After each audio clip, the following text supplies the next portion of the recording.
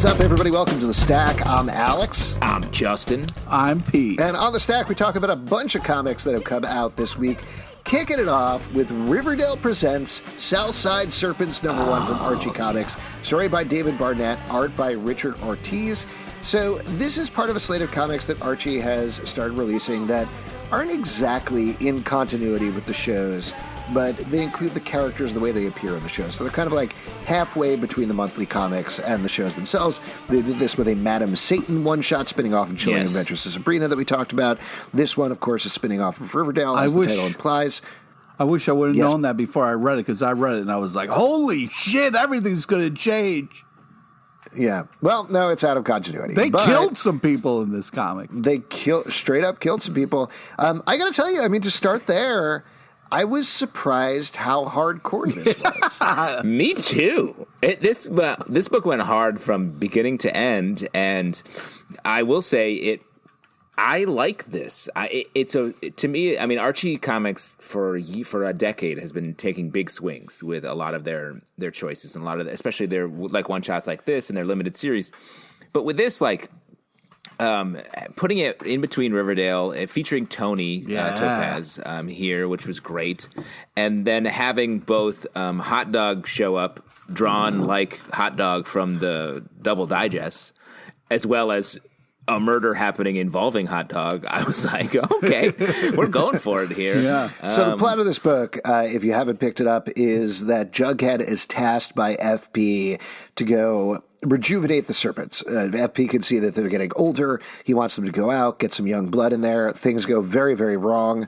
The thing that I think this book did so well is the serpents are way too friendly on the TV show. They're supposed to be like the most hardcore biker gang, but there's like, we're hardcore. We're fucking helping out with community service. And now we're going to assist the police department. Look how hardcore we are. Here, they're an actual biker gang, and they're treated like an actual biker gang. And it works really well to the devastating end of the book. Yeah, I agree. And it was also nice to take you back to this time in Riverdale. We're all Riverdale fans, and to sort of position us sort of earlier, like this was like season 2 Riverdale. It felt like was really fun as well. Yeah, good stuff. Definitely check. Oh, go ahead, Pete. Wait, Pete's got to wait. Yeah, I really like this. I loved all the action. It moves really well. It feels like Riverdale, but it has its own kind of flavor, which is cool for the comic. And, I thought the art was great, and the storytelling was really impressive how well this moved. I had a great time. A lot of biker gangs have a crown that the head of the gang wears. This is true, like the Hells Angels. Yep, very famously. And the Sons second of Anarchy. biker gang that we could name, which is, what is that, Justin? That biker game. There's the wheelies, the Wheelers. The Wheelers. That's it. Captain Marvel #25 from Marvel, written by Kelly Thompson, art by Lee Garbett. This is a title that we haven't talked about too much, but as it is hitting an anniversary issue, we do like Kelly Thompson in particular here on the show. I figured it was worth talking about. Here, Captain Marvel is trapped in a post-apocalyptic future where the son of Namor and Amara has laid waste to everything, using Captain Marvel for his evil plan. As usual with Kelly Thompson book, I thought this was a lot of fun. I had a blast reading this. What about you guys? Yeah, I mean, as parents, you have to feel that, like, if your son or daughter stabs a stuffed animal dolphin, you better, address that early. Otherwise, that's really going to get out of hand and lead. Well, the question is, for at least in my household, is it during stabbing practice or is it on their own time? Because if it's during stabbing practice, obviously that's good. Yeah. It's I'll fine. tell you what, quarantine school has been weird. Yeah, they're doing a lot of real post-apocalyptic lessons are going around. Obviously, Pete, you're not a parent, but like there's a lot of like zombie preparation, Smart. How to like early cannibalism stuff is going around. Is it like I was machete listening to my upkeep son's and stuff thing, like that? and the teacher on the Zoom was saying, "Okay, first graders, are you distilling your pee properly so you can drink oh my it?" God. Yeah. So creepy. That's why it's really important to potty train them so you don't lose that precious pee. What'd you think about this book, Pete? I loved it. Oh, that's gross. Precious Pete. Oh man, I don't want to. Yeah, I really like this. A lot of over the top action, which I enjoyed. Fun kind of Namor story. Classic tale of raising somebody who is going to murder their father. It's just classic fun stuff. You guys have to be worried about that, getting murdered by your own kids. That's got to be something that weighs on you. You keep throwing this back on us. I mean, that's something that you got to be worried a little bit about as a parent, that you're raising the person who's going to kill you. I'm much more worried about you killing me, Pete, than I am my kids at this point. Oh, well, that's 100%. smart. Yes. That's the real threat. We keeps us up nights. But speaking of things that are... Oh, go ahead. I love the art. I love the action. This is some great... Thor was just fantastic, and this is really fun. Yeah, Bridget. I do. It's funny reading this alongside Future State over on the DC side of things, because it feels very much like a Future State book in the Marvel universe, and it's fun. I like books that take us into alternate futures where shit's fucked up. Well, let's go to an alternate present where shit is fucked up. In the Department of Truth, number 5 from Image Comics, written by James Tynion IV, art by Martin Simmons.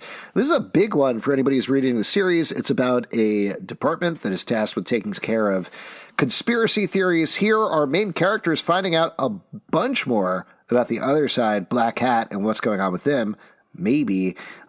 This doesn't change everything, but it certainly comes close to it. How'd you feel about this issue? I've not been shy to say I love this series. I think this series is like just so present. It feels so real. It's about how if enough people believe in conspiracy theories, they become real. And like what truth is, it is like something I think we as a nation, as a world, grapple with literally every day. And so this book does such a good job between the art and the story of really just getting inside my brain.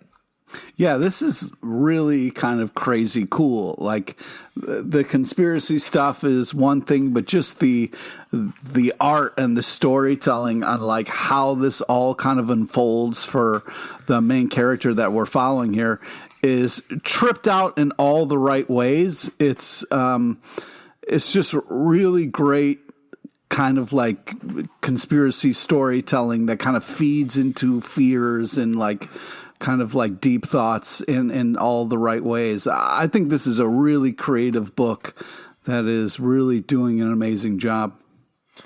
I feel like we've said this here on the show before, but it struck me with this issue in particular. This feels like a lost Vertigo book, down to the art and the writing and everything, and it's awesome. Firefly. Go ahead. I was going to say just an excellent Vertigo book. Yeah.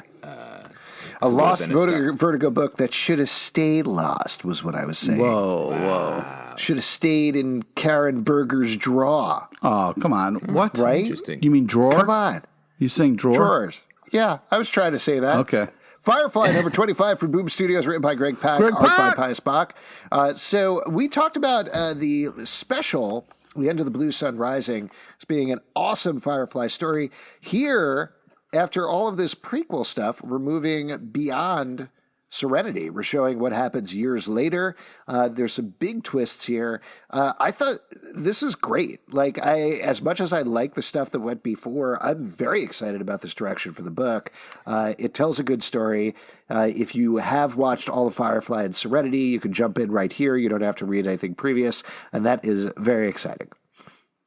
Yeah, for Greg Pak to tell a great story that really nails all the characters, but it also feels like it's expanding the universe as a prequel, and then to jump into like sort of where the story is continuing from any fan, whatever they've taken in for this show and movie, is great. Such a smart move. I love that he's guiding this ship. I wanted to read something. Speaking of fans, fan of our show reached out to me and was just wondering, we had Fred Van Lente on a bunch, but they're asking me when the fuck Greg Pak is going to be on. So I wanted to kind of turn that over to Alex and just be like, hey, when the fuck is Greg Pak going to be on their show so we can Let talk me throw this out to you, Pete. Are you the fan that reached out to you? No. Sounds a lot. We'll try to like have him you. back on soon. We always love having him on the show. Thanks for writing in, Pete. Yeah. Let's move over to our Future State block. Here's the issues that came out of Future State this week. Future State Suicide Squad #1, Future State Superman versus Imperious Lex #1, Future State Dark Detective #2, Legion of Superheroes #1, Aquaman #1, and Batman Superman #1. Now, as we've been doing the past couple of weeks, instead of talking about absolutely everything, I want to call out what our favorites were. And I'll turn to you for Justin first. What was your favorite or favorites from these Future State titles this week? Once again, I liked a lot of these books. I feel like they've been really crushing it, but my favorites were, let me throw it to Superman versus Imperious Lex, #1 first. That's what I figured. Yeah. I say that's what I figured because that was also my favorite. And that's Mark. It's written by Mark Russell, who's one of our favorites here on the show, art by Steve Pugh. And it shows a future state, a future society where Lex has taken over a planet. Superman and Lois come head to head with it. Ridiculous parody and a lot of fun at the same time. Justin. And I do think Mark Russell's done such a good job. He's so good at bringing real issues into his comic book work. Famously first on the Flintstones book that he did, and then a bunch of other things that he's done. And this to really weave big, interesting ideas about how populaces are controlled by their leaders and economics, how economics drives people into a far future Superman United Planets Lex Luthor story. I think was great. There's a bunch of humor here as well. It's a book of ideas, and I love that. Pete, what about you? What jumped out at you this week? I liked Future State Dark Detectives #2. I really liked this kind of like gritty future Batman, and I also really liked the second story with a Rose, I'm guessing Slade's daughter. Just that's an in-continuity character, by the way. That's not just a Future State character. Oh, okay. Just for clarification. Thank you. But just to mention before you get too far into it, written by Mariko Tamaki and Joshua Williamson, art by Dan Mora, who you love from Once and Future, Yes, yeah. and Giannis Milino-Giannis. And the first story is about Bruce Wayne after he's been, quote, shot and killed, coming back and trying to figure out what he is now. The second one is a Red Hood story, which is basically straight up Akira in a very fun way. Justin, what did you think about this one? I like both of these stories. The Bruce Wayne story at the front of this is so good. Like the Dan Mora art is excellent, and it really is. I would love to see this as just an ongoing series of Bruce Wayne in a future where he has been killed, like figuring out what he's going to do next and finding his way back is great. And then the backup story really felt a lot like Nightwing Batgirl relationship, but put on with Red Hood and Rose, which I thought was a cool sort of mapping, and with the Akira stuff you were talking about as well. The one that I was completely surprised that I loved was Future State Aquaman #1, written by Brandon Thomas, art by Daniel Sempere. I don't usually like Aquaman stories at all, but this one is showing Aqualad all grown up, training the daughter of Aquaman and Mera. They accidentally end up in this conjoining of seas. I think it's called the conjunction or something like that. Yeah. That travels across different planets. They get trapped. They get separated. Aqualad's been imprisoned for years. And finally he gets some hope that the girl he's been in charge with may be still alive somewhere.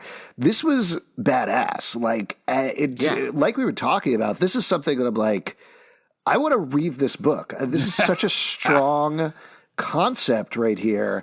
I want to see where this goes. I want to see them go through like a whole, go through all these seas, go through all these worlds, try to find each other.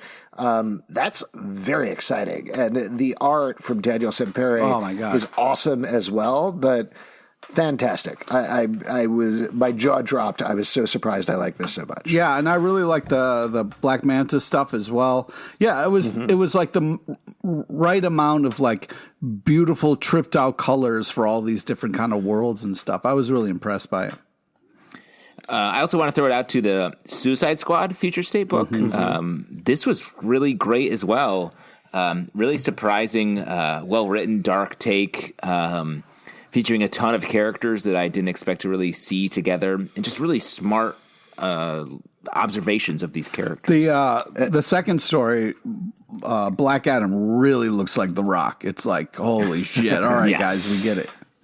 Yeah, that was a weird one for me. But just to mention the writing team on that, written by Robbie Thompson, Jeremy Adams, art by Javier Fernandez, Fernando Prosarin. And real quick before we wrap up here, the other ones, Future State Legion of Superheroes #1, written by Brian Michael Bendis, gorgeous art as always by Riley Rosmo. And then there's also Batman Superman #1, which is an interesting one. Written by Julian Yang and art by Ben Oliver, because this actually isn't very Future State. Like, this is, if Future State is 10, 15, 20, whatever years down the road, this is like 5 years down the road with our Batman and Superman right before things go wrong, which is a fascinating tack to take. Pete, take it away. Yeah, I really thought this was, first off, the banter back and forth between Superman and Batman was amazing. I also really liked this kind of false face thing, and then Superman realizing why masks are good was really cool, and I really liked this Toad character that was introduced. I was really impressed with this. Yeah, it might not have been that far in the future, but man, this was a really cool book. I really liked it.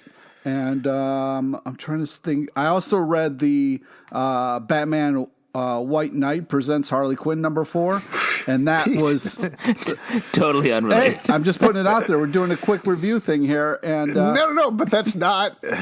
It's not Future State. Well, it is DC. You keep doing this. I send you a list of comics, and you're like, I read these 5 other comics. Yeah. I just think that the story is really. I just love comics. Great, Pete. When we get to it, I read Amazing Spider-Man as well, so I just want to talk about that. Great. I'm just wanting to say real quick though, not the much Harley happens. Quinn thing at first, the White Knight presents. I didn't, what are you but doing? now it's really going well, and I'm really impressed with it. And I thought it was a really great story, and it's worth checking out. Really grabbing the mic. How was Usagi Yojimbo, Pete? I look forward to checking that out. Wow, shame. What a hater. Post Americana. Hold on, but for one last thing about Future State. I think that DC should do this. Pick a month every year. Do this. It's like it introduces so many interesting ideas. They could reflect whatever the ongoing stories are in the main titles in their Future State titles. Introduce a bunch of new artists and writers into this world. I think that's what they're going to do. I don't think they're going to do that, but I wish they did. That's a great idea. I mean, it's clearly like it was originally there to give everybody space on the schedule and everything, at least in terms of the writers and artists, but this is great. I'm so happy with all of these books. Yeah. I also wanted to say, in the Future State Legion one, the amazing last page, that was a really fun issue. Sure. Yes. Post Americana #2 from Image Comics, written in art by Dave Scurci. This is a wild book. We talked about the first issue of this taking place in a post-apocalyptic world. When we left off, our main characters have been captured by cannibals who wear human skin. That's where this issue picks up. Pete, you got to love that. Picks up right where it left off, basically. Huge fan. This book is fucked up in exactly the right way. It's like crossed, but not as dark, I guess, and with a little bit more of a mission to it. I don't know. It feels a lot just like Crossed. I don't know where you're seeing the less darkness. There's less like coming on bullets before you shoot them at people. Yeah. But sure, that's fair. I would say it's like the main lady has no limbs, but she calls her robot limbs and then kicks the ass of a cannibal. So that's pretty. It's fun. Like Iron Man. Yeah, I would say this is like a really dark version of WALL-E a little bit. You know, like a real fucked up WALL-E. Oh, WALL-E, interesting. Yeah. Okay. I don't get that. Well, there's a male character, and there's a female character like Eva. Oh, interesting. Yeah. None of them robots. And there's a lot of other people there, and many of them cannibals. Yeah. Which, if I remember WALL-E correctly, it's very light on cannibalism. Am I wrong there? Yeah, it is. Did you watch the director's cut? Yeah. It's on Disney Plus. Well, I was just talking about the people who are on vacation, like looking at the news and kind of taking it all in, and that kind of little bit was very WALL-E. Oh, I see. Yes. I mean, to be fair, that is reminiscent of WALL-E. That was one panel in this comic. Still reminded me of WALL-E, dickhead. You said this book is like a fucked up Yeah. Wall-E, and that is taking one panel and being like, Well, this is if I heard that description, I was like, oh, okay, fucked up Wall-E. I love Wall-E.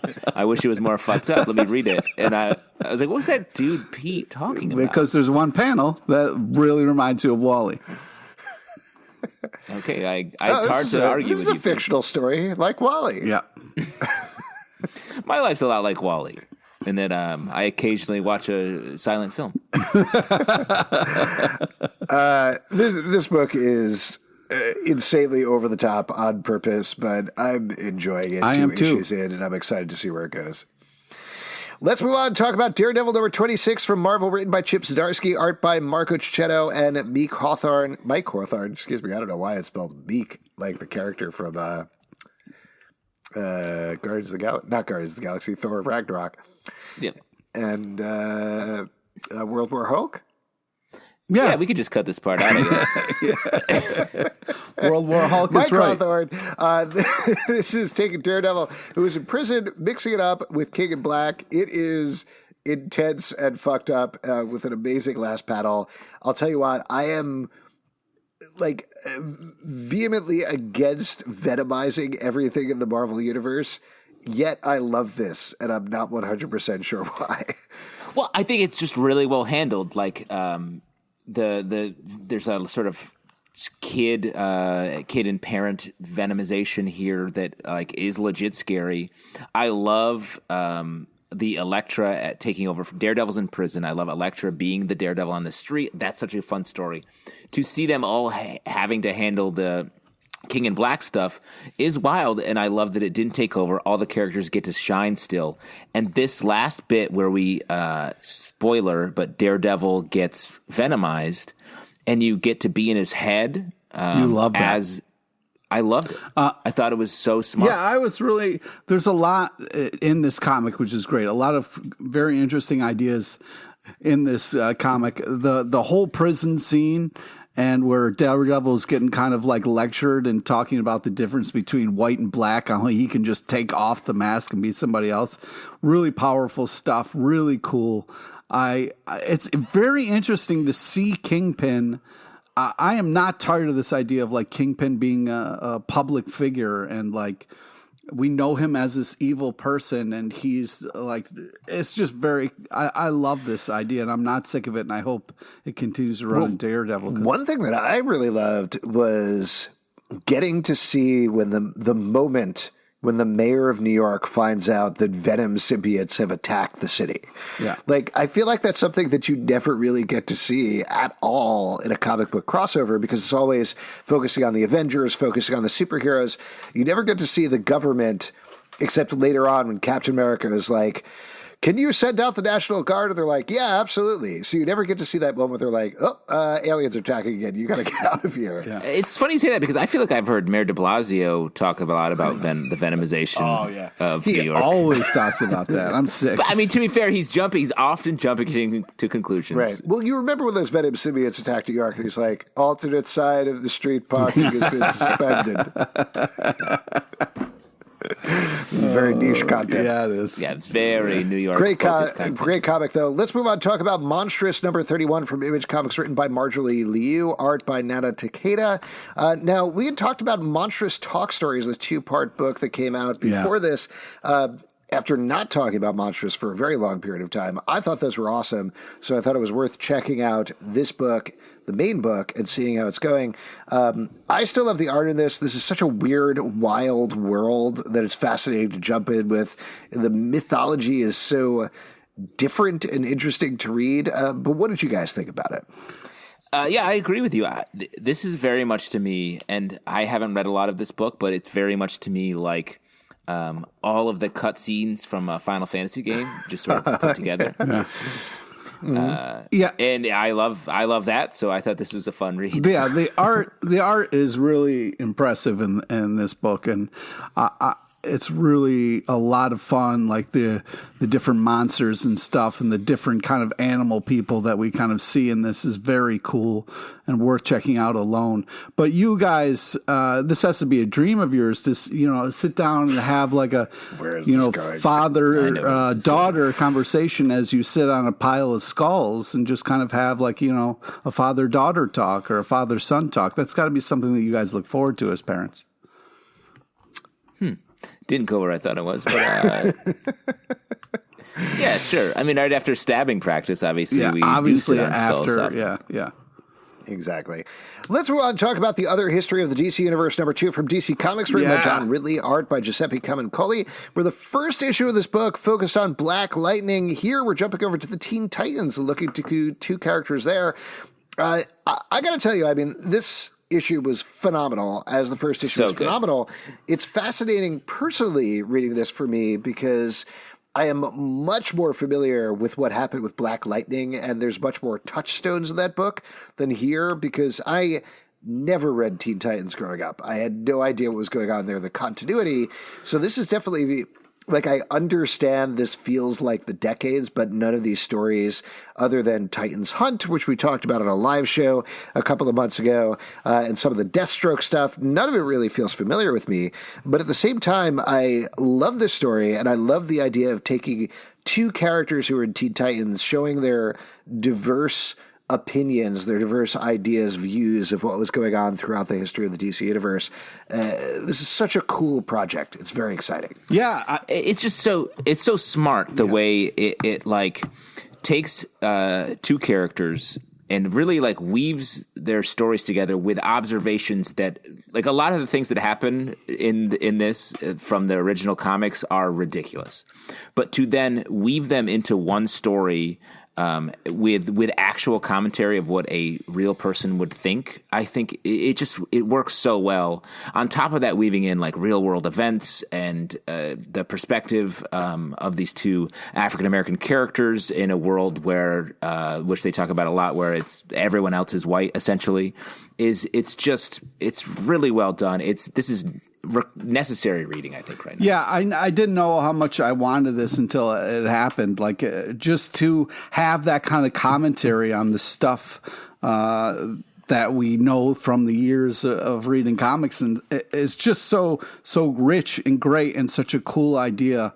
Art's amazing. I'm really impressed with the writing and storytelling. Yeah, it's a must pick up. Great stuff. Let's move on and talk about Nailbiter Returns number 9 from Image Comics, written by Joshua Williamson, art by Mike Henderson. Not Meek Henderson or anything like that. No, that would be great. That would be so much fun. I guess we'll have to cut this out too. Yes.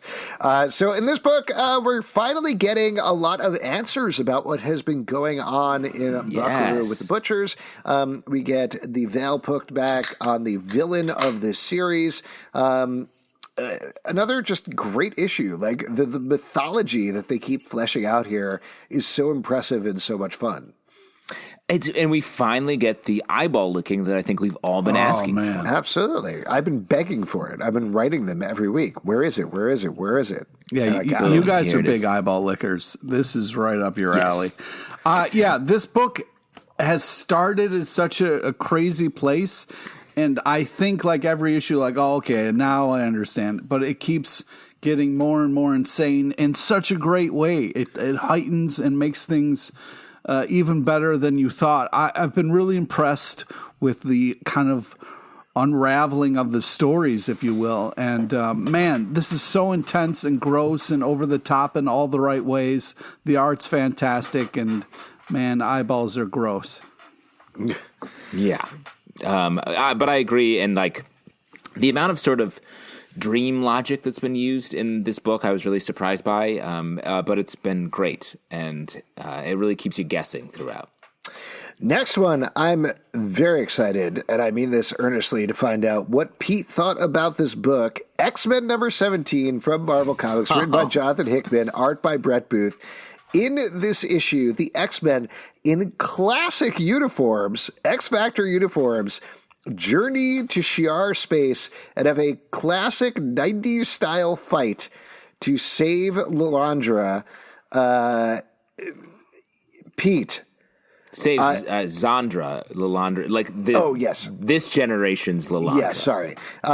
Pete, if there is any issue of X-Men you had to like, it had to be this issue, right?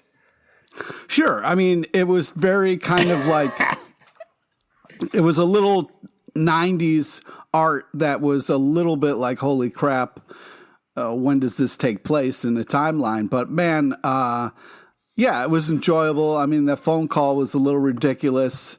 And there was still something that I was supposed to read that didn't in the middle of it. Oh my God, that was so much fun. That was It was just very Sam fun. and Bobby. I'll never know. Chilling out, I'll never know. having a hilarious time. I'll never. So funny. I mean, yeah. I mean, it's 90s X-Men fun is what it is, in all the right ways. And so that part's very cool. This to me was such a wild read.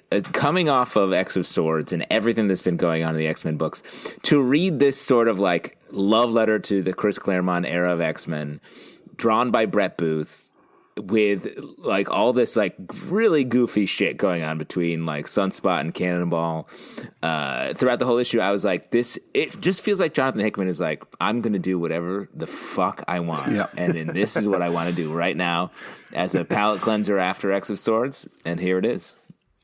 It's great. I could not believe when they had that splash page of Jean Grey and Cyclops in the X-Force uniforms, Storm in her classic uniform, just walking out and like posing in Rob Liefeld style. Yeah. It's great.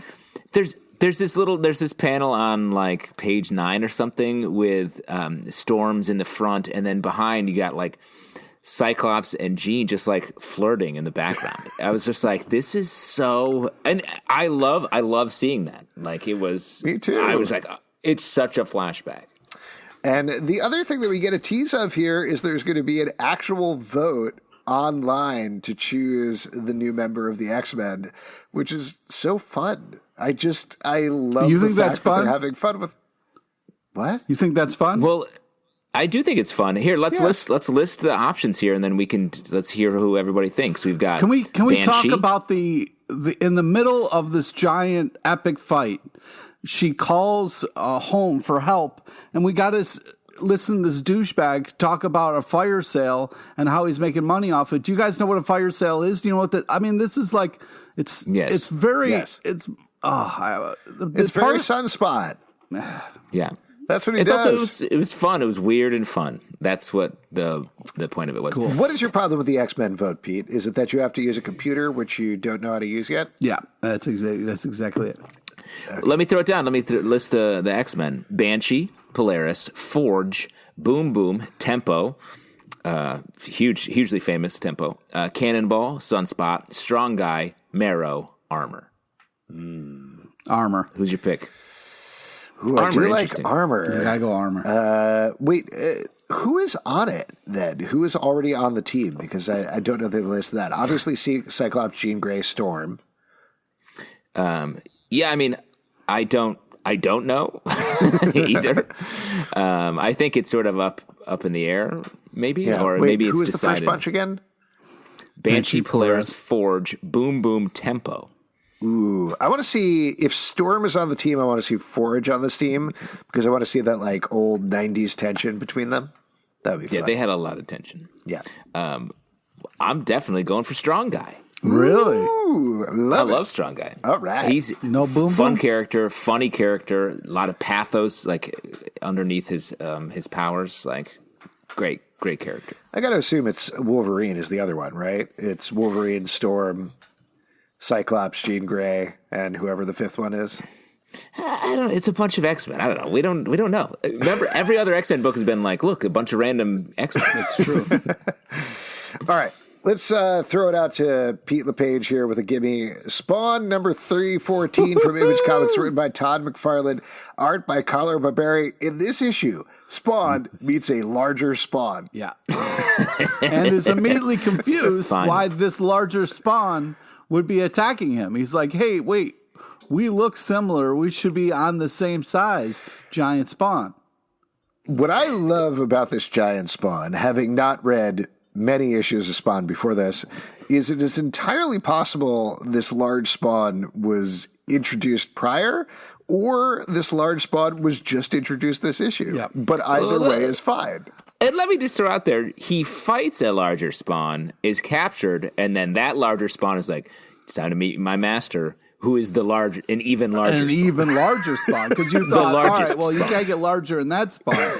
And by the way, our Spawn is so small in comparison to the large Spawn, and then the even larger one. But what's fun? Here's my question. Wait, Why do they keep calling each other Spawn? Because that's like their designation, right? It would be like if we kept calling each other human or something like that. Yes. It's weird. well, human. It is weird. Yeah, they should have a shorthand because they're all in the Spawn But business I really together. like this twist at the end where it's like, oh man, you giant spawns are going to get taken down by even smaller Spawn. What a no, twist. but he's not a Spawn. I think he's Sharp Night guy. He's Night Spawn. That's Oh, still he's Spawn. Night Spawn? Was that medieval Spawn? It's medieval Spawn. I don't know if it's medieval. It looks like a Night Spawn. I think, wasn't he introduced in like issue 6 or something crazy, like way back in the What, day? medieval Spawn? Yeah. That was Before we that move was on here, No, that was Pete- a crossover event where Medieval Spawn was its own comic series for a little. Dark Ages Spawn. Yeah, that's And right. that's- I'm starting to think this Todd McFarlane guy is trying to sell some action figures. Well, he is. He makes a lot of them, and it's smart because if I was a kid, I would want all the Spawns. But the Dark Ages Spawn is where but I as wrote an my adult, fan letter. you know better. As an adult, you've put away childish things. That's right. And you'd have no interest in having any of these action figures. Pete, before we move on, I just want to ask, did you like this comic book? Yeah, what's not to like?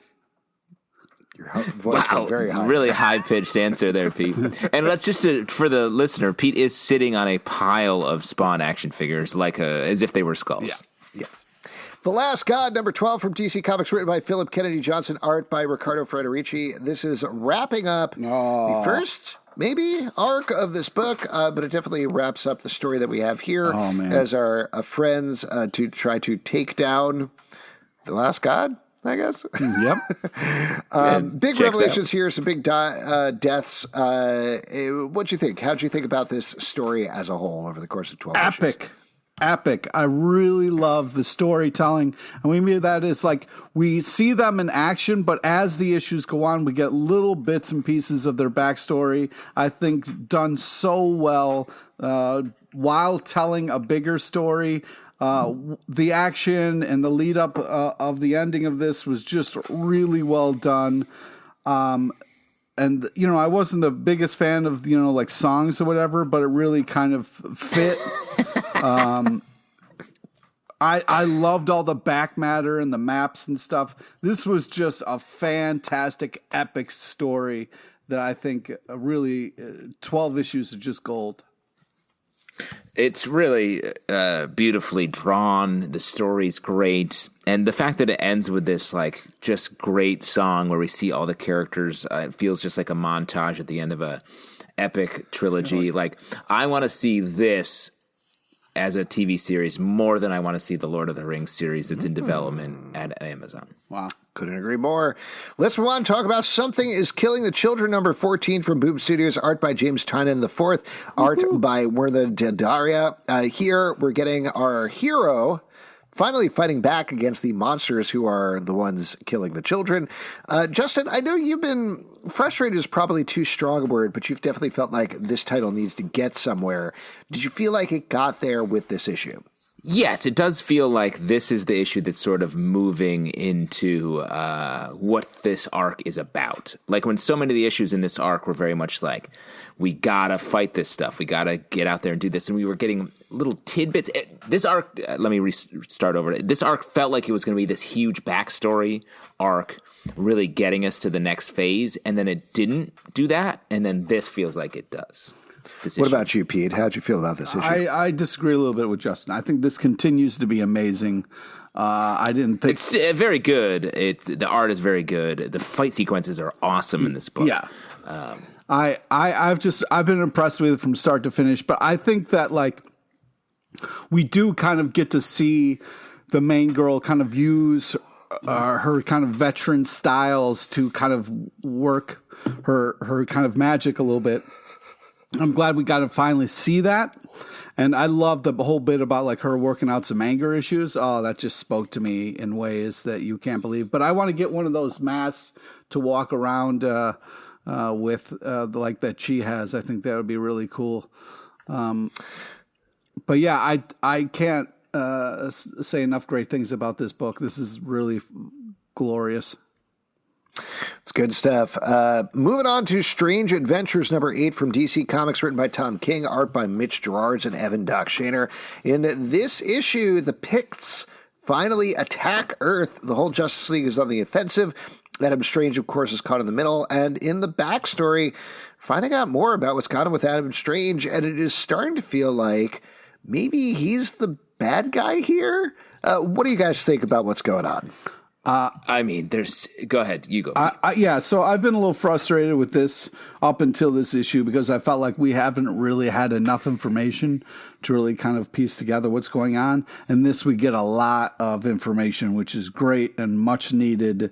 The very crazy, cool, touching stuff with the daughter here.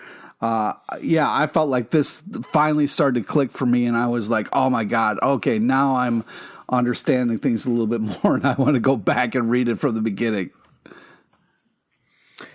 I mean, this book is so good. It's such a stressful read. Yeah. Like a lot of Tom King stuff, like the tension in this book is so it's just palpable throughout. And we have Adam Strange in the last couple issues.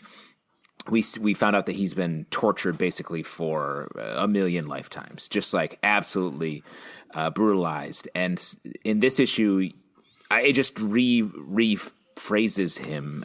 He's gone through so much trauma. He's like a fully broken person.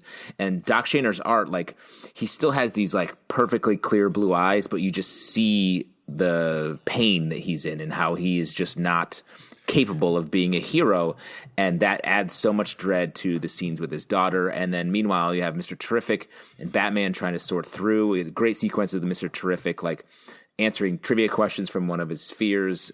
Like, I am so excited to see where this is going now. I am starting to feel, despite what I said at the beginning, that this is more about perspectives on war and how nobody is right.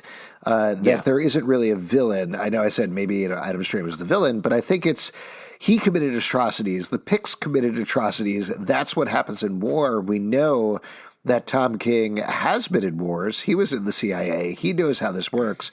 And I think that's what he's writing about here is that from the perspective of your side, of course you're right, but that doesn't mean that you're right from the perspective of the other side. And I think that's what he's playing with here. There are no heroes. Exactly. Like it's very hard to have a hero when you're in a war where both sides are fighting to kill and fighting for their lives. And I think that's what we're going to get next issue. Yeah. Next up, An Unkindness of Ravens, number 5 from Boom Studios, written by Tan Panosian, art by Mariana Ignazi. This is the end of the first arc, first book, whatever you want to call it, of this title. We've had our main characters try to figure out what's going on in this weird small town. Here, spoiler, but she finds out her mother is alive. She had a twin sister who had some power. Maybe, but it turns out actually she didn't. It turns out she might have the power. She might be the one that is supposed to complete this coven of witches or whatever is going on here. We were big fans of this when they started. How did you feel about how it wrapped up?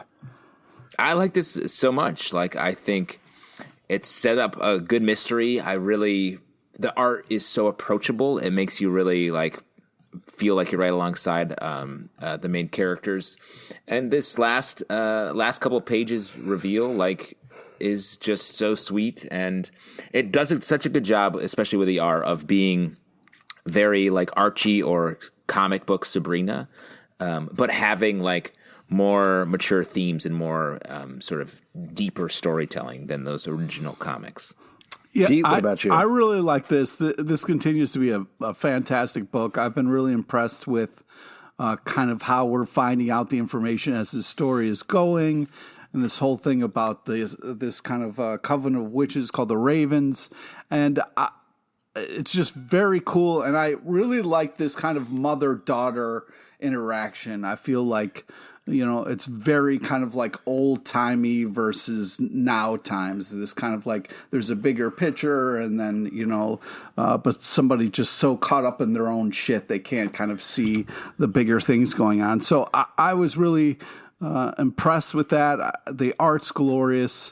I'm really into it, and I'm excited to see how this kind of unfolds, what choice she makes moving forward, like what team she's going to choose.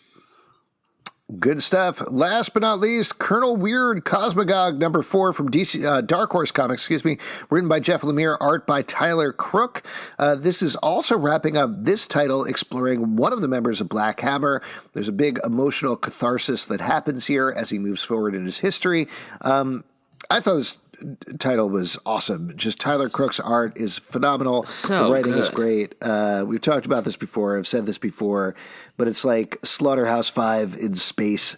Good stuff. Centered on an Adam Strange type character. I mean, we've talked a lot about eyeballs in this episode of the stack, and in this eyeball comic, heavy stack. Yeah, eyeball heavy. I've been just licking these eyeballs, lapping them up. And this, like, you just see so much pain in the different versions of Colonel Weird throughout this book, and it's just so good. It's such a well done story. I think the cover says so much. It's like The Little Prince in Outer Space, but sad. It's it's that cover is so good. Yeah, go ahead, Pete. Yeah, it's really unbelievable. I feel like I want to read it all again because it ended, and I was like, wait, what? So I wasn't sure how great the ending is until I want to go back and read it all again. But it was really cool, very creative, and the art's unbelievable. And that is it for the stack. If you'd like to support our show, patreon.com/Comic Book Club. Also, we do a live show every Tuesday night at 7 p.m. to Crowdcast and YouTube. Come hang out. We would love to chat with you about comics at Comic Book Live on Twitter, comicbookclublive.com for this podcast, and more iTunes, Android, Spotify, Stitcher, or the app of your choice to subscribe and listen. Until next time, keep supporting Dim Comics. Time for stabbing rehearsal. Come on, comic book club. Comic book club. Nerds club. Join Alex, Justin, and Tim every Tuesday night. Once a week, that blows your mind.